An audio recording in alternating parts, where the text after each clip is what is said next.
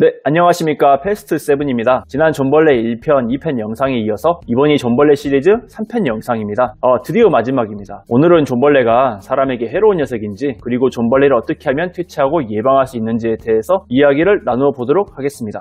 과연 존벌레는 사람에게 어떤 피해를 유발할까요? 사실 제가 존벌레를 이렇게까지 3편씩이나 영상을 나누어서 기획을 하게 된 이유가요, 오늘 영상의 주제와 밀접한 관련이 있기 때문인데요. 인터넷을 보면 존벌레는 아주 지저분하고 더러운 해충이다 라고 생각하시는 경우가 많은데, 바퀴벌레 그 정도 수준까지는 절대로 아니고요. 그냥 옷장이나 가구, 목재 프레임 같은 틈에 서식하면서 식물에서 만들어진 유기물 등을 섭식하고, 끽해봐야 집안에 떨어진 각질이나 기름 같은 것들이나 주워먹고 사는 정도니까요. 단지 존벌레 배설물이나 시체 부스러기들이 사람의 호흡기나 피부에 노출되면 천식이나 알러지를 유발할 수 있다, 그런 가능성을 언급하긴 합니다만, 이게 인체에 심각한 유해인자로서 작용을 한다? 주 원인은 아니라고 보고 있고, 심각하게 우려할 만큼까지는 아닙니다. 그럼에도 불구하고 다수의 사람들이 존벌레에 대해서 정보를 찾다 보면 아주 번식력이 좋다, 더럽다, 알러지를 유발한다, 아토피 천식에 아주 해롭다, 그런 내용들이 많이 살포되어 있는데, 솔직히 좀 과장이 심하죠? 이렇게 겁주는 이유가 아마도 이런 게 아닐까요?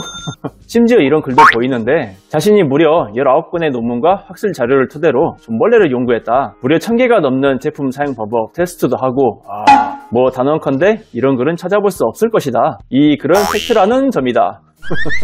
호언 장담을 하는데, 과연 그 엄청난 내용이 뭘까요? 내용부터 다소 어그로가 끌리니까 저도 한번 읽어봤거든요. 그런데 여기서 이 부분을 보고 나서 사실 읽을 만한 가치는 없다고 보이는데, 이게 무슨 존벌레가 사람을 깨문다, 공격한다, 발진이 일어난다, 아니나 다를까 말단에 나에게 퇴치 제품 문의가 많이 들어왔다, 이런 걸 써봐라 라고 나왔죠. 결국 이거 하려고 밑밥을 깐 거겠죠. 요즘 이런 방식의 광고를 많이 보곤 하는데, 이런 건 당연히 전문가가 쓰진 않았겠죠. 읽어보면 금방 티가 나잖아요. 다 떠나서 그냥 내용 자체도 황당하고 목적이 너무 투명하잖아요. 아니, 그런데 문제는요, 업계 해충 방제 전문가들도 이런 주장을 한다는 겁니다. 무슨 수십 년간 해충 퇴치를 해왔다는 분들도 SNS에서 이런 주장을 하더라고요. 존벌레는 사람을 물리로 한다. 사람의 각질을 파먹다가 사람의 찌른 소리를 누가 듣는 경우도 있고, 그렇게 되면 산적 갈증이 일어나고 가려진. 정보에 따라서 알러지 반응이 일어나는 사람들한테는 근래에 각각의 다른 반응들을 볼 수 있으며, 신체의 각각 다른 부위에 갈증이 일어날 수도 있습니다. 참 제가 할 말이 없습니다. 이 주장이 과연 사실일까요? 이건 롤린스라는 글로벌 방제 회사인데, 참고로 이 회사가 규모가 정말 큽니다. 시가총액이 미화로 234억 달러입니다. 우리나라에서 그 굉장히 유명한 방역회사 있죠? TV에 자주 나오는, 아예 비교가 안 됩니다. 다음은 렌토킬이라는 회사인데요. 시가총액은 대략 120억 달러 정도 됩니다. 여기도 굉장히 업계에서 유명해요. 이 방제 회사들은 하나같이 해충 존벌레에 대해서 이렇게 정의합니다. 존벌레는 사람을 물지도 않고 공격하지 않는다, 라는 게 글로벌 방제 회사들의 공식 입장입니다. 또한 NPMA라는 미국 해충관리협회라는 곳이 있는데, 여기도 존벌레는 사람을 물지 않는다라고 명백히 밝혔거든요. 당연하게도 관련 위생 해충 논문에서도 존벌레는 심각한 유해성 논란조차 없습니다. 종합하자면 존벌레는 직접적인 해를 유발하지 않는다라고 보는 게 타당한데, 무슨 해충 전문가라는 분들이 이런 기초적인 것조차 모르는 건 좀 아니지 않나? 방역 전문가라는 분들이 막 이 같은 황당한 주장을 하면 해충을 잘 모르는 분들께서 이 영상을 보시고 겁을 먹고 두려움을 느끼지 않을까요? 이걸 정말로 몰랐다면 당연히 문제이고, 만약에 알았으면서 일부러 그런 주장을 했다면 마찬가지로 그건 역시 문제가 아닌가요? 여러분들은 어떻게 생각하세요? 그렇다면 이 존벌레들을 어떻게 퇴치하고 예방할 수 있을까요? 사실 이게 오늘 영상의 핵심이라고 볼 수 있는데요. 약간 김이 빠지는 이야기일 수도 있는데, 솔직히 말하면 존벌레는요, 퇴치가 정말로 쉬운 해충입니다. 되게 허무하죠? 근데 진짜예요. 제가 1편 영상에서도 존벌레가 나오는 이유라든지 그 번식력에 대해서 잠깐 이야기를 했었지만, 좀이 번식력이 엄청나게 강하거나 퇴치가 어려운 해충은 아니듯이, 먼저 존벌레는요 60% 이상 습도가 조성된 습한 환경을 선호하는 편입니다. 그래서 특히 존벌레가 많이 있는 가정집의 경우 습도가 사계절 내내 높은 경우가 많거든요. 따라서 집안의 습도가 높은 환경이라면 집안 어디엔가 누수가 있다거나 습기가 만들어지는 특정 공간, 그 원인들이 있는지 점검을 꼭 해보셔야 합니다. 많은 방법 중에서 습기를 제거하기 위해 가정용 제습기를 틀면 존벌레 퇴치가 가능하다는 이야기들이 있죠. 그러나 이게 현실적으로는 실현되기가 약간 어려운 방법입니다. 이게 무슨 말이냐면 우리나라 기후 특성상 여름철에는 제 아무리 습도를 잘 관리해도 50% 이하로 습도를 낮추기가 어렵습니다. 더군다나 최근에는 4월 말부터 기온이 30도까지 상승하고 한여름철 습도가 장난 아니잖아요. 요즘 지구가 많이 아파요. 그나마 봄, 가을, 겨울철에는 고슬고슬하게 건조한 계절이니까 굳이 제습기를 돌리지 않더라도 습도가 많이 떨어지는데 그럼에도 불구하고 존벌레가 사라지지 않습니다. 그래서 존벌레를 잡겠다고 제습기를 빵빵 돌려서 습도를 20% 수준까지 낮추시는 분들도 계시는데 사실 이 정도까지 가게 되면요, 존벌레를 잡으려다가 사람부터 잡습니다. 목이랑 코가 다 갈려나갑니다. 게다가 제습기를 고작 하루 이틀 틀어서는 딱히 의미가 없고요. 설사 제습기를 일주일 내내 돌리더라도 존벌레들은 습기가 있는 내부 은신처로 다 숨어버립니다. 그 안에서 존벌을 하면 존벌레가 결국 살아남겠죠. 존벌레가 완전히 사라지지 않아요. 그렇다고 제가 제습기를 아예 쓰지 말라는 건 아닌데요, 제습기 쓸 수 있으면 쓰시는 게 좋죠. 단지 집안의 환경에 따라서 존벌레가 깊숙이 숨어버린 경우엔 퇴치가 안 될 수도 있으니까 제습기로 일시적으로 습도를 낮추는 것보다는 집안에서 습도가 높게 발생하는 근본적인 원인을 파악하여 그 원인을 제거하시는 게 더 중요합니다. 보통 존벌레 퇴치제로 많이 언급이 되는 수단들 중에서 널리 알려진 게 있는데, 이거 공중 화장실에 들어가면 소변기에서 뭔가 강렬하고 찌릿찌릿한 냄새가 나는데 소변기 안을 보면 알사탕처럼 뿌려진 걸 보신 분들이 있으실 겁니다. 바로 나프탈렌입니다. 나프탈렌은 예로부터 악취 제거 및 탈취 목적으로도 쓰였고, 특히 존벌레나 의복류 해충을 막기 위한 방충제로도 많이 사용됐던 물질입니다. 실제로 존벌레 퇴치에 있어서 많이 언급되기도 하는데요, 8, 90년대까지만 하더라도 옷장 안에는 나프탈렌이 꼭 들어있던 시절이 있었을 정도로 많이 쓰였습니다. 문제는 나프탈렌은 유해성 논란이 끊이지 않았는데요, 나프탈렌이 워낙 강렬하고 자극적이다 보니까 인체에 장기간 노출되면 간이나 신장에 손상을 유발할 수 있고요, EPA라든지 국제암연구소에서는 나프탈렌을 발암 의심물질 2급으로 분류하기도 했습니다. 실제로 유럽연합과 영국에서는 08년부터 방충 탈취 목적으로 나프탈렌의 사용 금지 조치를 내렸습니다. 하지만 그럼에도 불구하고 학계에서는 나프탈렌의 유해성에 대해서는 일부 회의적인 주장도 존재합니다. 지금까지의 통계는 단순히 동물 실험만을 대상으로 결과를 도출한 것이다, 표본수가 다소 부족하다, 이런 식으로 논란이 좁혀지지 않았는데요. 그러다가 2008년 미국 환경청은 나프탈렌 유해성 여부에 대해서 재심사를 했고요. 그 결과 시중의 나프탈렌 제품의 함유량은 다소 낮추고 유해성을 줄이기 위해서 포장용기에 소량으로 나누어 시판되도록 이전보다는 규제를 완화하는 선에서 일부 사용을 허가했습니다. 최근 우리나라의 경우 나프탈렌의 인체 유해성 논란에 대해서 환경부에서 19년부터 21년까지 단계적으로 나프탈렌 사용 금지 절차를 진행하게 되었는데요. 그런데 문제는 이런 환경부의 결정에 대해서 나프탈렌을 제조 판매하는 회사들은 당연히 강하게 반발을 했습니다. 그래서 환경부도 이런 회사들의 이의 신청을 받아들여서 나프탈렌의 물질 승인에 대해서 재검토를 하게 되었습니다. 그 결과 23년부터 환경부에서는 10년이라는 기간 동안 나프탈렌을 제조 판매할 수 있도록 승인되었습니다.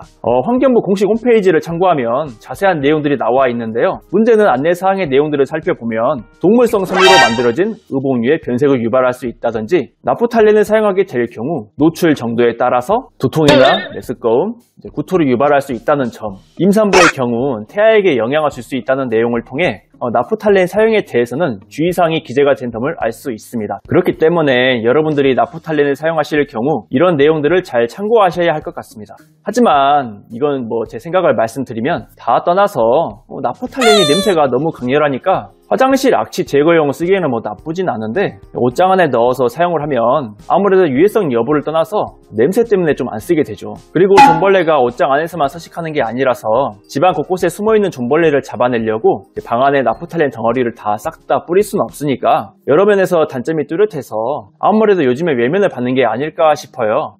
그렇다면 존벌레를 좀 더 확실하게 퇴치할 수 있는 방법은 무엇일까요? 습도를 줄여준 것 못지않게 중요한 것은 존벌레는 적극적인 방제를 해주시는 게 필요합니다. 흔히 해충을 잡을 때는 이제 살충제를 많이 쓰게 되거든요. 존벌레는 화학 살충제에 굉장히 취약해서 웬만한 가정용 살충제로는 쉽게 죽일 수 있습니다. 마침 저희가 살충제 회사이지 않습니까? 이게 저희 살충제인데 키벌레나 돈벌레, 진해 제거용으로 나왔거든요. 존벌레도 문제없이 잘 잡습니다. 존벌레가 집안에 기어다닌다면 자주 나타나는 장소나 동선에다가 스프레이 살충제를 덮어 처리해 주시면 존벌레가 기어다니다가 밟고 죽습니다. 아무튼 후기도 엄청 많고 잘 쓰세요. 네. 단지 이제 살충제가 집안에 꽁꽁 숨어있는 존벌레를 죽이기 어렵다든지 아이나 동물이 있는 경우에는 살충제를 쓰시는 것을 망설이시는 분들도 계시거든요. 아무래도 살충제가 효과가 강한 만큼 사용 시 주의가 필요하니까요. 그래서 이제 살충제를 쓰시기가 어려우신 경우에는 존벌레를 유인해서 포획하는 트랩도 좋은 대안이 될 수 있거든요. 현재 저희는 존벌레를 구제할 수 있는 트랩이 있는데 보이시죠? 이게 바로 저희 회사 존벌레 트랩입니다. 여기 트랩 안에 존벌레가 좋아하는 전용 미끼를 놓게 되면 집안에 숨어있는 존벌레가 냄새를 맡고 기어와서 잡히게 되는 방식인데 옷장이나 침대 아래, 싱크대 주변이나 진칸이 놓여있는 장소에 두게 되면 이렇게 싸그리 잡혀있는 모습을 보실 수 있을 겁니다. 지들이 알아서 잘 잡혀줍니다. 예를 들어 여러분들 집안에 존벌레가 막 자꾸 나오게 되면요, 이제 존벌레가 어디서 나왔는지 찾아야겠죠. 이럴 때는 아파트 방을 기준으로 큰 방, 작은 방, 거실, 보일러실 쪽에 존벌레 트랩을 각 방마다 1개에서 2개씩 두시면 됩니다.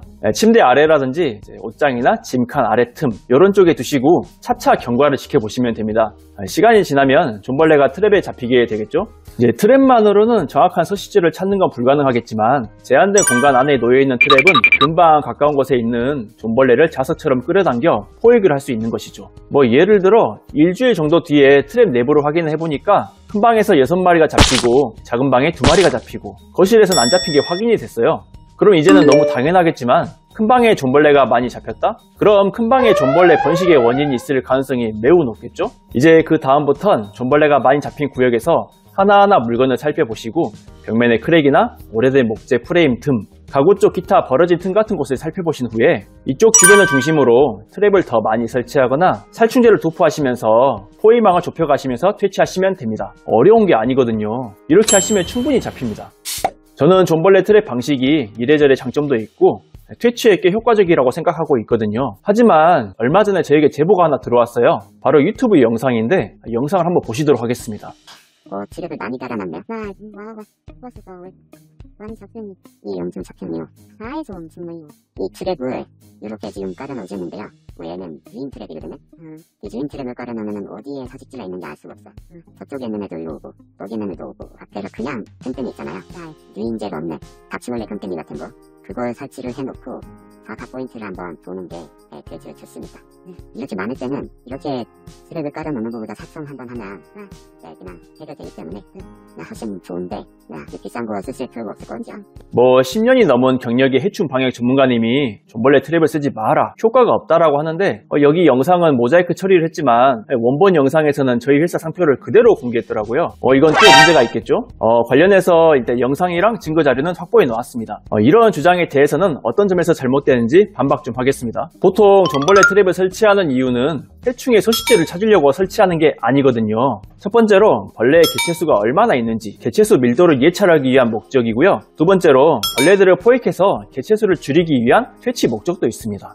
존벌레 트랩 같은 경우는 이 두 가지 목적을 가지고 있습니다. 이건 당연하겠지만 벌레 트랩 안에는 벌레를 유인할 수 있는 향기, 페로몬이라든지 벌레의 후각을 유인할 만한 어떤 미끼 같은 것들이 함께 들어있어야 합니다. 낚시를 할 때 미끼가 있어야지 물고기가 물지 않을까요? 미끼가 없다면 바늘에 물고기가 알아서 낑겨주나요? 그런데 유인제가 없는 해충 끈끈이 트랩을 방 안에 두면 과연 트랩 안에 존벌레가 잡힐까요? 당연히 이제 트랩 안에 잡힐 가능성이 별로 없지. 게다가 또 유인제가 없는 바퀴벌레 트랩으로도 정확한 서식지 포인트를 찾는다고요?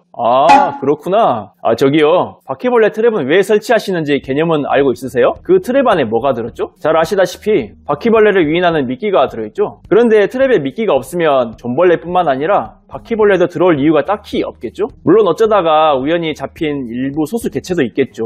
하지만 고작 그것만으로 해충의 서식지를 찾겠다는 건 좀 이게 상식적으로 적절한 추론인가요? 너무 비약이 아닌가? 무엇이든지 간에 비난을 하기에 앞서 어느 정도 납득할 수 있는 주장부터 해야지. 앞에 영상에서 존벌레가 사람을 깨물고 공격한다, 발진이 일어난다 라고 주장하신 분이 누구시더라? 어쩐지 이거 말고 잘못된 주장들도 꽤 있는 것 같은데 제가 한번 각잡고 하나하나 다 리뷰해 드릴까요? 제가 좀 많이 깐깐해서요. 저한테는요, 어중간한 논리는 잘 안 통합니다. 아무튼 기분이 썩 좋지는 않은데 그렇지만 영상이 너무 길어지니까 이쯤에서 적당히 마무리하겠습니다. 오늘 이 시간에는 존벌레 퇴치법에 대해서 알아보았는데요. 이번 영상이 다소 긴 편이지만 시간을 내서 보면 아주 유익한 정보들을 얻는데 도움이 되실 것이라고 생각합니다. 영상이 마음에 드셨다면 좋아요와 구독, 알림 설정 부탁드립니다. 감사합니다.